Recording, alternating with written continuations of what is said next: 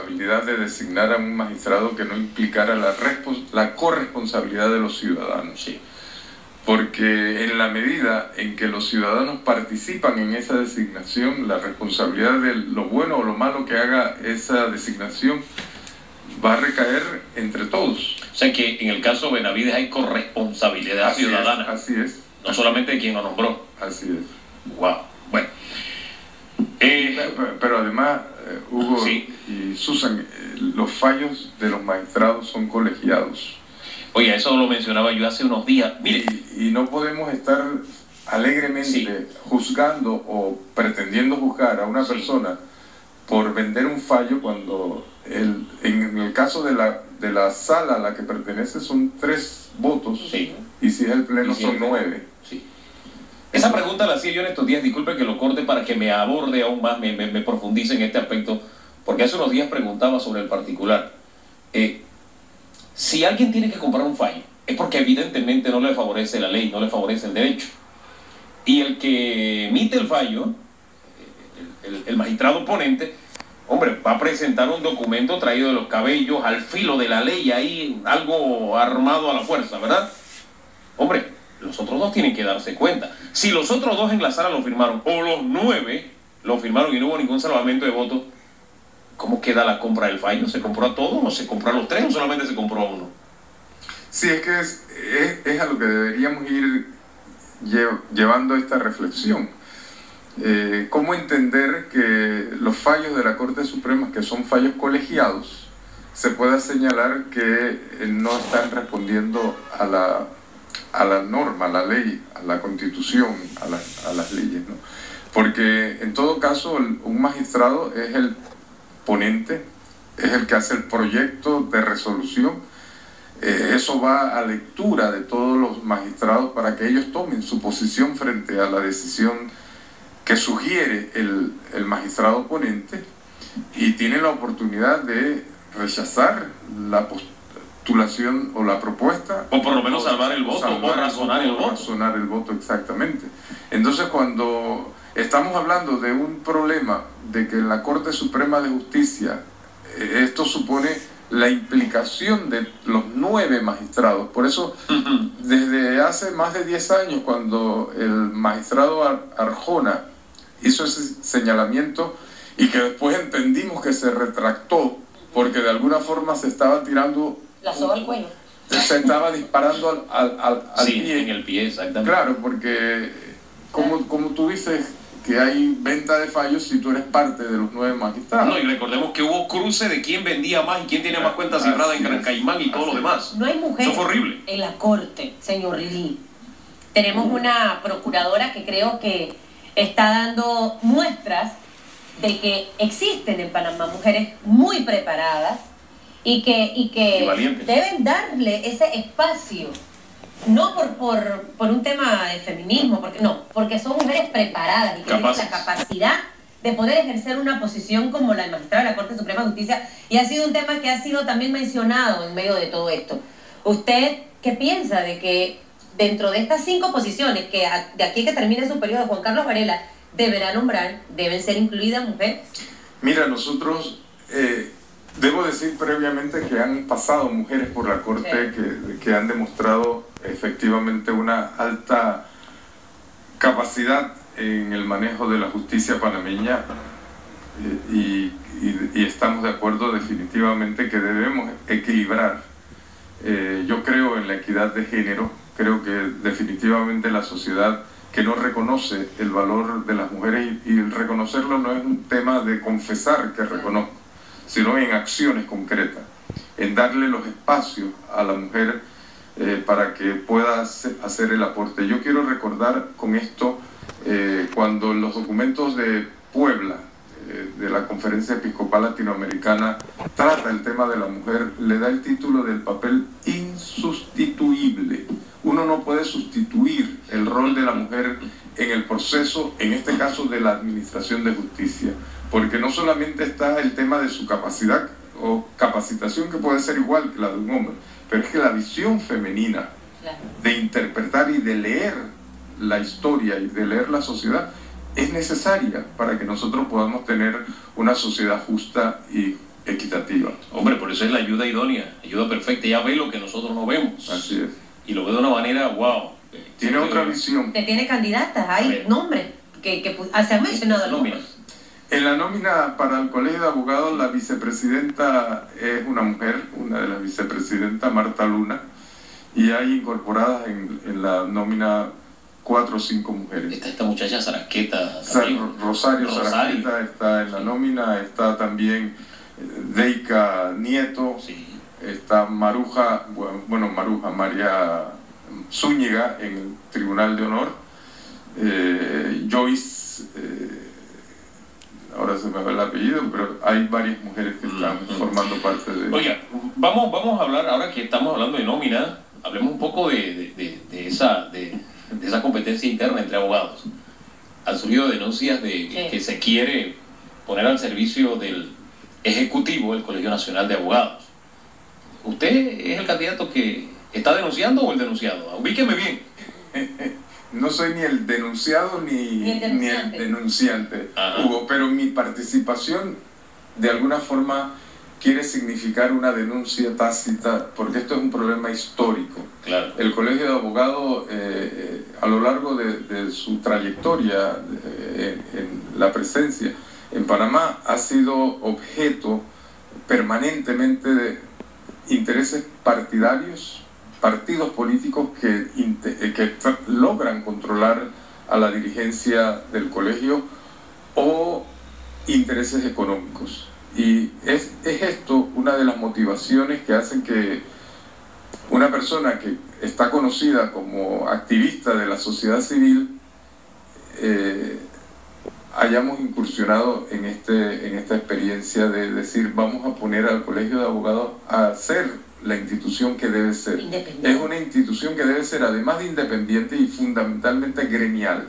Cuando tú pones a la dirigencia al servicio de un partido político o de intereses económicos, tú estás sacrificando al gremio. Claro. Entonces pierde el sentido que sea una... la credibilidad, la confianza. ¿Edna Ramos está en su nómina? No. Explíqueme esas nóminas, que hay como un arroz con mango. Sé que Toto Álvarez se quiere reelegir, esa es una. Está la suya y está la de la señora Ramos. Sí, ¿Cuál es la que quiere poner entonces a los pies del Ejecutivo? Bueno, las 3 nóminas. Ya digo que la suya no, quedan 2. Las caracterizaciones que tenemos las 3 nóminas por denuncias públicas, en el caso de la reelección del señor Álvarez, del colega Álvarez, ha sido un miembro actual de su junta directiva, el Carlos Herrera, que es parte actualmente de su junta directiva, y que habían tenido un acuerdo para ir a la reelección juntos. Es el que ha salido públicamente a denunciar que le obligaron a salir de la nómina porque el Ejecutivo y el partido que está en el Ejecutivo no tiene confianza en que él sea parte de la nómina. ¿Y don Toto Álvarez acepta eso? Vamos a traer a don Toto aquí para... deben preguntárselo. No, entonces lo vamos a preguntar. Está en el ojo del huracán. Se lo vamos a preguntar. Pero además deben preguntarle, yo pienso que los medios deben en cualquier oportunidad preguntarle al presidente, porque yo creo que el presidente debe públicamente aclarar una situación tan seria como eso. No, y es que al final tener a los propios abogados cuestionar muchos manejos del actual gobierno y que internamente cometan los mismos errores, entonces ahí es donde los ciudadanos por eso dejamos de creer en la gente, en las instituciones. Y creo que la ocasión es propicia para que tanto el señor Juan Carlos Varela en este momento aproveche la oportunidad que hay y que de una vez por todas hubo esos nombramientos también en la Corte Suprema de Justicia, sean sin intereses, que no sean amistades, conocidos, para que mañana pasado, porque lo que se hace, hablando en buen panameño, tengo que colocar en la Corte Suprema de Justicia a alguien que pueda ayudarme mañana pasado con algún caso mío o de alguna persona allegada a mi círculo de influencia. Eso tiene que parar. Si alguien de su círculo cometió un error, tiene que pagar igualito que cualquier otro panameño de este país. Así que eso debe como desconectarse. Y en el colegio, igual. Debe ocurrir exactamente igual, porque si no vamos a tener un colegio que responda a los intereses. Que se parcializa frente a... Ahora, yo quiero aprovechar los últimos minutos, nos quedan 4 minutos, para hablar un poco sobre algo que usted dejó en la sección anterior, cuando habló de esa herramienta que da el sistema penal acusatorio de llegar a acuerdos, ¿verdad? Pero esa es un avis rara en Panamá, La gente está, gran parte de la población incómoda por esto de las casas por cárcel. Otros dicen, como aquel cuyo nombre no se puede mencionar, dice, es que si mencionan mi nombre entonces le dan país por cárcel y casa por cárcel. Entonces surgen todo este tipo de argumentos. ¿Cómo lo ve usted? Mira, independiente de los comentarios que hace el expresidente con relación a sus procesos de investigación, yo creo, además estoy convencido de que el sistema penal acusatorio es el mejor sistema, por lo menos en la actualidad, que está probado que en los países democráticos es el mejor sistema de administración de justicia. Primero porque la principal de las características del sistema es el garantizar los derechos humanos de todas las partes que intervienen, tanto de las víctimas como del victimario. Además establecen mecanismos que efectivamente le dan agilidad al proceso.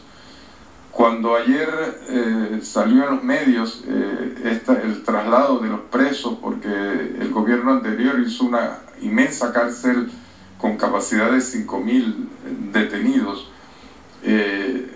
para mí personalmente, que como dijiste, Susan, mi especialidad es criminología, digo, la criminología moderna dice de las sociedades que tienen cárceles grandes que están fracasando en la política criminológica. Claro. La tendencia moderna es tener cárceles pequeñas por dos razones: porque ha logrado bajar los niveles de criminalidad y porque además es la mejor forma de tener un tratamiento para el privado de libertad.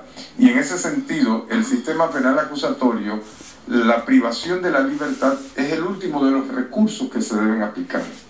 Lo contrario de lo que hemos estado acostumbrados en el sistema inquisitivo. Aquí en el sistema inquisitivo, que todavía está vigente en Panamá, la medida, a ti primero te agarran, te meten en la cárcel y después te investigan si tú eres culpable o eres inocente. Más del 60% de las personas que están hoy hacinadas en las cárceles panameñas están en espera de una determinación procesal de su condición jurídica. Bueno, ese 60%, o a nombre de ese 60%, muchos dicen, oye, ¿y por qué a mí no me dan casa por cárcel? Sí. También? ¿A mí por qué no me dan país por cárcel? Claro. Mi barrio por claro, cárcel. Primero por la práctica tradicional del sistema inquisitivo, que el fiscal entendía que él tenía que meter presa a la gente para poder garantizar una buena investigación. Por eso el sistema penal acusatorio tiene una cantidad de medidas antes de la privación de la libertad como medidas cautelares para asegurar, porque esta medida no debe representar, lo que dice la criminología, no debe representar una pena anticipada. ¿Y qué pasa cuando esa gente después de 2 años van a un tribunal, van a un juicio y resulta que son inocentes, que no se ha podido comprobar su responsabilidad? Esa es una práctica que se estaba dando por muchos años. Así es. Yo personalmente tuve la experiencia de entrevistar personas con situaciones como esa, después de 5 años tras la reja, y al final que te digan que eres inocente. Al final la medida cautelar es una vía que sí tiene que estar dentro del proceso, pero tiene que saberse aplicar, y creo que lo que ha ocurrido ahora es dar explicaciones de por qué. Claro, es que yo creo que lo que ha faltado a los que están administrando las medidas cautelares, porque están aplicándole a quienes le están aplicando el sistema penal acusatorio,